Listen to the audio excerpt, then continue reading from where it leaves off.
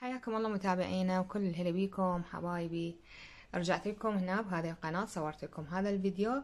مثل ما تعرفون قبل فترة قلت لكم اني ما راح اسوي هنا بعد فيديوهات، لان هذه القناة عاطلة، وهي صحيح عاطلة ولحد هسه بيها خلل فني، يعني احتمال ما اقدر هذه القناة اسجلها باسمي رسمي، يعني ما اقدر افتح بها حساب مصرفي.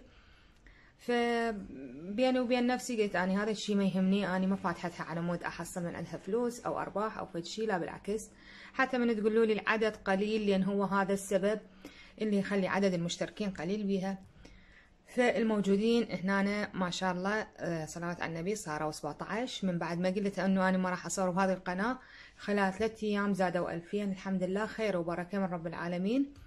فقلت اني اللي يهمني وجودكم، اللي يهمني انه تستفادون من معلومة اقدمها لكم، اللي تهمني دعواتكم الحلوة الي بالتوفيق، اللي يهمني انه تستفادون من كل شيء اسويه لكم. فالقناة الثانية راح نخليها دائما بصندوق الوصف للاحتياط، اذا حابين تشتركون بيها. طبعا راح تكون بيها صور عن شغلي، عن عفوا الموديلات مال الكيك اللي اشتغلها، حتى تكون القناة ذيك دائما بيها فد فيديوهات تشتغل منعوفها، يعني انه هيك مهملة، حتى الناس من يشوفوها يشتركون بيها. وانتو همات اللي ما مشترك بيها دائما مثل ما قلت لكم راح اعوف لكم الرابط بصندوق الوصف. تابعوا هذا الفيديو، بيه هواي حبشكلات راح تستفادون من عندها. اول حبشكلاية من حبشكلات هذا الفيديو اللي راح اسويها، اوضح لكم فكرة كلش مهمة، ودائما دائما دائما تسألوني عليها. ام احمد كيكتي خربت، شو خفيفة، شو قوامها كلش تخين، شو ما اعرف شنو. حبيبتي امشي على المواد مضبوط مثل ما اكتبها، وراح ارجع واكتبها بصندوق الوصف. انا اليوم سويت نص مقدار. النص مقدار شلون اقسم البيض؟ اذب بالصفار من البيضة، لو اذب البياض وتصير عندي نص بيضة؟ لا حبيبتي، خليها البيضة كلها. بدل ما تخليني 3 بيضات ونص، خلي 4 بيضات للنص مقدار. أنا مرات أقول حرامات تقعدون تسوون كيك وتخسرون مواد، وقاعدة تخلطين بالنص ساعة وتنتظريها ساعة على ما تنشوي، وتخربيها على مود مي، أو تخربيها على مود أكواب قياسية سعرها أكو حتى ب1000 دينار ما تشتريها وتخليها يمش بالبيت. لأن 3 كوب المي، إذا زودتي هذا 3 كوب مي، إذا زودتي بالكيك مقدار خاشوقة مي أو خاشوقتين، راح تخرب الكيكة عندك وما تنجح. شلون لا انتي تخلين هالقد مي؟ احنا هذا اذا زودنا عليه شوية راح تخرب الكيكة.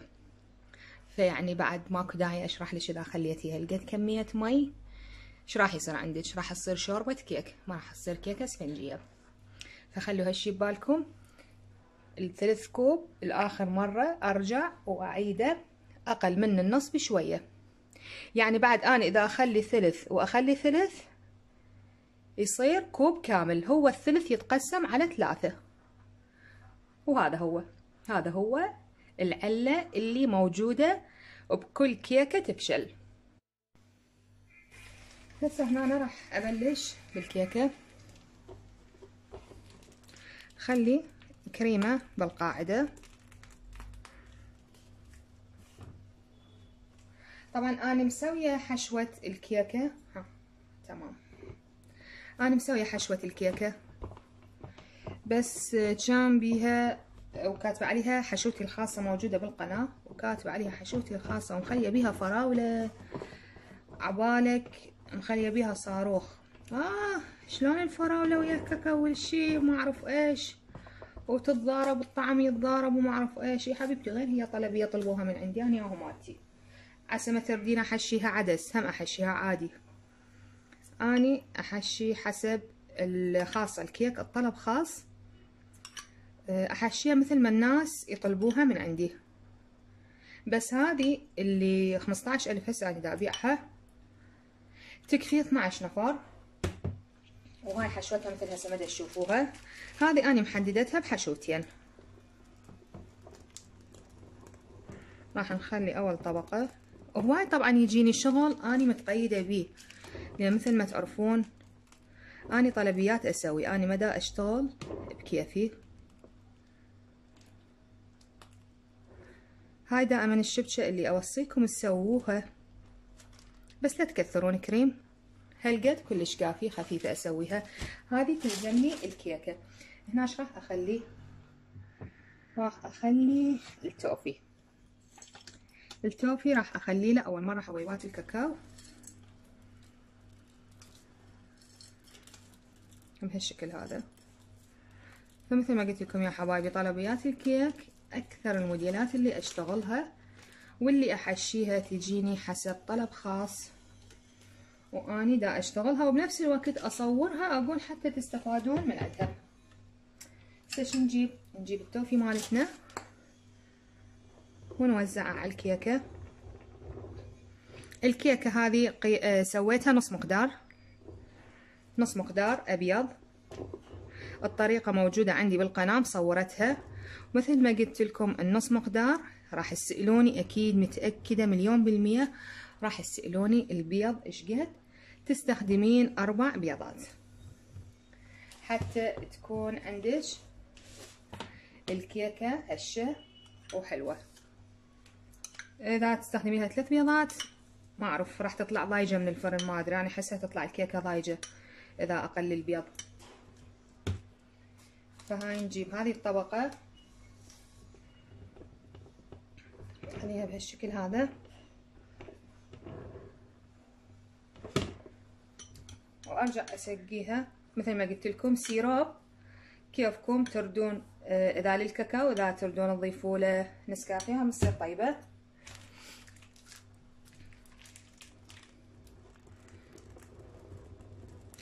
الفيديو اذا راح يطول انتم اللي راح تستفادون من عنده، مثل ما قلت لكم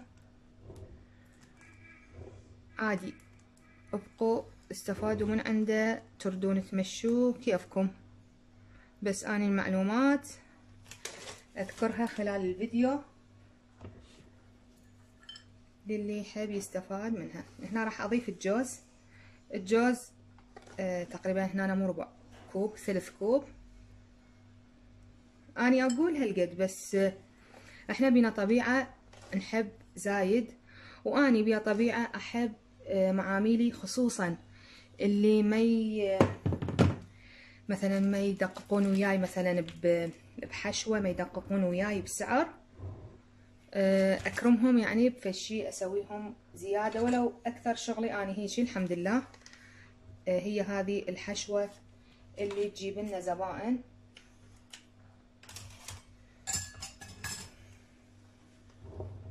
فالحمد لله هاي عليها اقبال كلش هواي هذه الكيكة. فد يوم راح اسوي لكم بس فيديو مجموعة الكيكات هاي اللي بعتها على 15000، قلت لكم تكفي 12 نفر. صديقتي هسه مصدوقي اذا تشوفني راح تقول احنا تقابلنا عليها 4. الحمد لله هاي شهادة اني اعتز بيها، يعني كيكتي طيبة ودا ياكلوها الناس وتعجبهم. فكرة الكريم اللي خليتها لان اني هذا الكاكاو اذا سألتوني عليه والتوفي ارجع مرة ثانية اقول لكم جاهز، ما استخدم اني صلصات بالبيت ابد. اول شي يعني اتعاجز من عندها وتاخذ وقت وتطلع ما طيبة مبينة مالت بيت. فالجاهز مو مثل شغل البيت. انتي هذه تحسبيها اذا والمتج على 15 بيعيها، ما والمتج على هذا السعر تروحين تشوفين عندي فيديو الكيكة اللي اني مسويتها ايش قد تكلفكم، وعليها تحددين السعر اللي يناسبك بديش تبيعي. يعني دائما لا تتقيدون باسعار واحد. اذا سألتوني الكيكة ليش بيضة، ما استخدم لها فانيلا، استخدم لها نكهة برتقال وتوفي، هذا اللي يخلي الكيكة بيضة. اشيل هذه الهوسة واشوفكم اخر فقرة شنو. هسه اخر شي راح اغلفها قاط اول حتى ابردها بالفريز.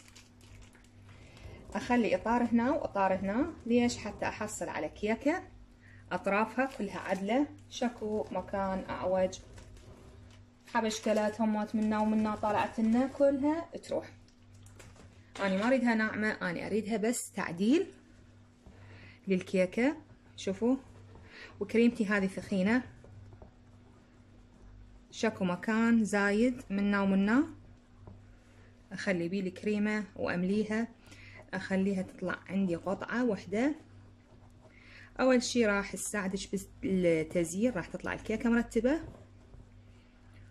وهذه الطبقة مالت الكريم الثخينة راح تخلي الكيكة تتحمل أكثر وقت وما تنمرد عندي بالتوصيل. وهاي تقريبا كملناها. خليني أعدل لكم إياها. طبعا أنا هذا الستاند بالشغل ما أحبه، أحسه كلش بطيء يفتر.